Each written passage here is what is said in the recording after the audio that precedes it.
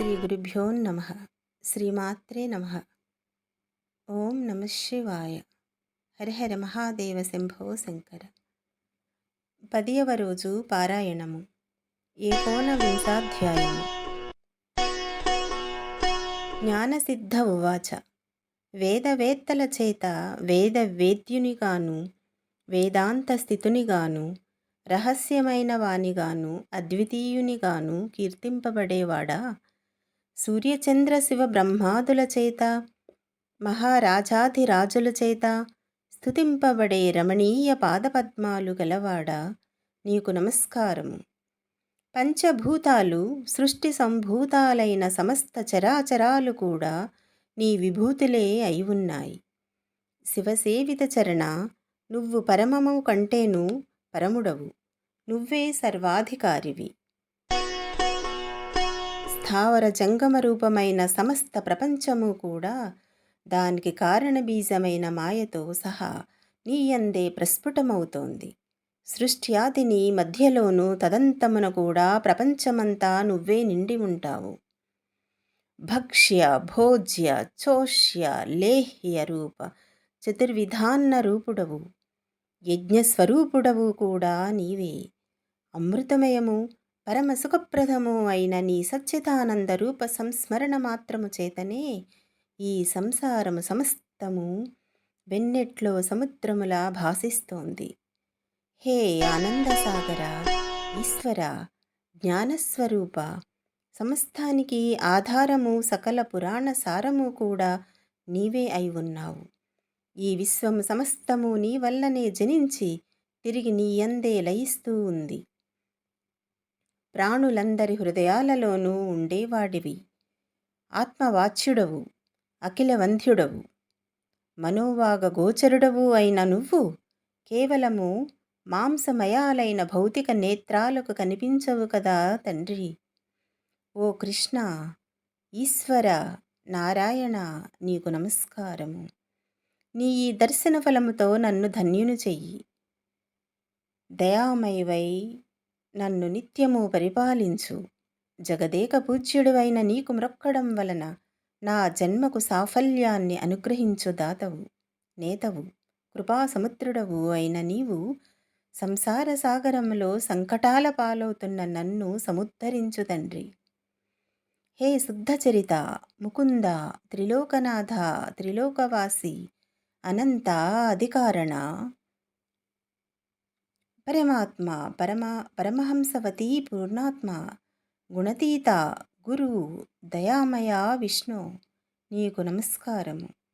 నిత్యానంద సుధాబ్ధీవాసి, స్వర్గాపవర్గప్రద, అభేద, తేజోమయ, సాధుహృత్పద్మస్థిత, ఆత్మారామ, దేవదేవేశ, గోవింద, నీకిదే నమస్కారము.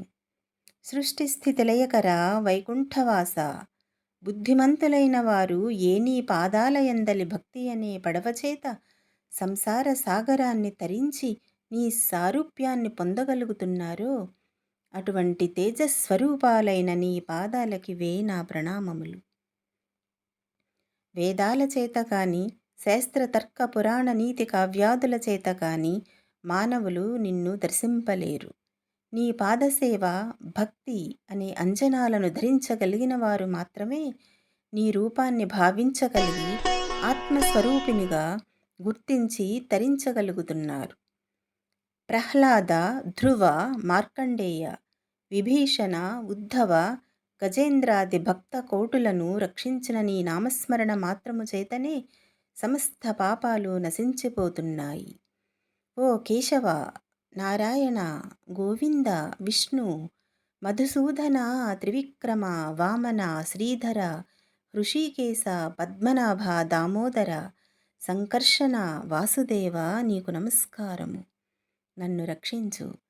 ఈ విధంగా తెరిపిలేని పారవస్యంతో తనను స్తుతిస్తున్న జ్ఞానసిద్ధుణ్ణి చిరునవ్వుతో చూస్తూ, జ్ఞానసిద్ధ, నీ స్తోత్రానికి నేను సంతోషభరితుడినయ్యాను.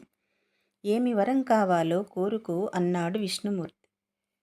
హే జగన్నాథ, నీకు నా యందు అనుగ్రహమే ఉన్నట్లయితే నాకు సాలోక్యాన్ని ప్రసాదించు అనగా వైకుంఠాన్ని ప్రసాదించమని కోరుతున్నాడు జ్ఞానసిద్ధుడు. తథాస్తు అని దీవించి తారక్ష్య వాహనుడైన శ్రీహరి ఇలా చెప్పసాగాడు. జ్ఞానసిద్ధ, నీ కోరిక నెరవేరుతుంది. కానీ అత్యంత దురాత్మలతో నిండిపోతున్న ఈ నరలోకంలో మహాపాపాత్ములు సైతము సులువుగా తరించే సూత్రాన్ని చెబుతున్నాను విను. సత్పురుష, నేను ప్రతి ఆషాఢ శుద్ధ దశమి నాడు లక్ష్మీ సమేతుడినై పాల సముద్రములో పవళించి కార్తీక శుద్ధ ద్వాదశి నాడు మేల్కొంటాను. నాకు నిద్రాసుఖాన్నిచ్చే ఈ 4 నెలలు ఎవరైతే సద్వ్రతాలను ఆచరిస్తారో వారు విగతపావులై నా సాన్నిధ్యాన్ని పొందుతారు.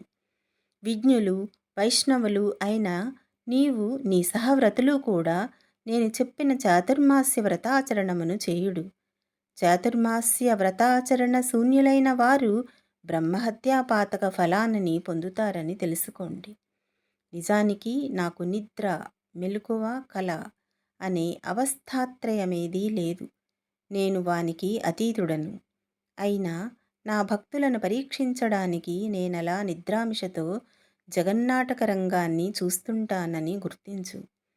చాతుర్మాస్యాన్నే కాకుండా నీవు నాపై చేసిన స్తోత్రాన్ని త్రికాలమందు పఠించేవారు కూడా తరిస్తారు.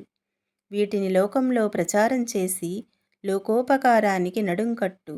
ఈ విధంగా చెప్పి ఆదినారాయణుడు లక్ష్మీ సమేతుడై ఆషాఢ శుక్ల దశమి నాడు పాలసముద్రాన్ని చేరి శేషతల్పంపై శయనించాడు. అంగీకరస ఉవాచ. నీవడిగిన చాతుర్మాస్య వ్రత మహిమ ఇది. దురాత్ములైన పావులైన హరిపరాయణులై ఈ చాతుర్మాస్య వ్రతాచరణ చేసే బ్రాహ్మణ, వైశ్య, క్షత్రియ, శూద్ర, స్త్రీ జాతుల వారందరూ కూడా తరించి తీరుతారు. ఈ వ్రతాన్ని చేయని వారు గోత్యహత్యా ఫలాన్ని, కోటి జన్మలు సురాపానము చేసిన పాపాన్ని పొందుతారు. శ్రద్ధాభక్తులతో ఆచరించేవారు 100 యజ్ఞాలు చేసిన ఫలాన్ని, అంత్యంలో విష్ణులోకాన్ని పొందుతారు. ఏకోనవింశోऽధ్యాయ సమాప్తః అనగా 19వ అధ్యాయము సమాప్తము. తదుపరి 20వ జనకుని కోరికపై వశిష్ఠుడు ఇంకా ఇలా చెప్పసాగాడు. ఓ మిథిలా రాజ్య ధౌరేయ, ఈ కార్తీక మహాత్మ్యమును గురించి అత్రియగస్త్యమునుల నడుమ జరిగిన సంవాదమును తప్పనిసరిగా తెలుసుకోవాలి. ఒకనాడు అత్రి మహాముని అగస్త్యుని చూసి, కుంభ సంభవ, లోకత్రయోపకారము కోసము కార్తీక మహాత్మ్య బోధకమైన ఒకానొక హరిగాథను వినిపిస్తాను విను. వేదముతో సమానమైన శాస్త్రము గాని, ఆరోగ్యానికి ఈడైన ఆనందము గాని, హరికి సాటి అయిన దైవము కాని, కార్తీకముతో సమానమైన నెల కానీ లేవయ్యా. కార్తీక స్నాన దీపదానాలు, విష్ణువర్చన వలన సమస్త వాంఛలు సమకూరుతాయి. ముఖ్యముగా కలియుగ ప్రాణులు కేవలం విష్ణు భక్తి వలన మాత్రమే విజయ, వివేక, విజ్ఞాన, యశోధన, ప్రతిష్టాన సంపత్తులను పొందగలుగుతారు. ఇందుకు సాక్షిభూతముగా పురంజయుని ఇతిహాసాన్ని చెబుతాను విను. పురంజయోపాఖ్యానము. త్రేతాయుగంలో సూర్యవంశ క్షత్రియుడైన పురంజయుడనేవాడు అయోధ్యను పరిపాలించేవాడు. సర్వశాస్త్రవిధుడు, ధర్మజ్ఞుడు అయిన ఆ రాజు అత్యధికమైన ఐశ్వర్యము కలగడంతో అహంకరించిన వాడై బ్రాహ్మణ ద్వేషి, దేవబ్రాహ్మణ భూహర్త, సత్యశౌచ విహీనుడు, దుష్ట పరాక్రమయుక్తుడు, దుర్మార్గ ప్రవర్తనుడు అయి ప్రవర్తింపసాగాడు. తద్వారా అతని ధర్మబలము నశించడంతో సామంతులైన కాంభోజ కురుజాదులు అనేక మంది ఏకమై చతురంగ బలాలతో వచ్చి అయోధ్యను చుట్టి ముట్టడించారు. ఈ వార్త తెలిసిన పురంజయుడు కూడా బలమదయుక్తుడై శత్రువులతో తలపడేందుకు సిద్ధమయ్యాడు. పెద్ద పెద్ద చక్రాలున్నది, ప్రకాశించేది, జెండాతో అలంకరించబడినది, ధనుర్బాణాదిక శస్త్రాస్త్రాలతో సంపన్నమైనది, అనేక యుద్ధాలలో విజయం సాధించినది, చక్కటి గుర్రాల పూంచినది, తమ సూర్యవంశాన్వమైనది, ఆయన రథాన్ని అధిరోహించి రథ గజ తురగ పదాతులు అనబడే 4 రకాల బలముతో నగరము నుండి వెలువడి చుట్టుముట్టిన శత్రు సైన్యములపై విరుచుకుపడ్డాడు. ఏవం శ్రీ స్కాంద పురాణంతర్గత కార్తీక మహాత్మ్యే వింశతి అధ్యాయౌ 19, 20 అధ్యాయముల 10వ రోజు నాటి అనగా దశమ దినము నాటి పారాయణము సమాప్తము. ఓం నమ శివాయ. హర హర మహాదేవ శంభో శంకర. నమస్సు.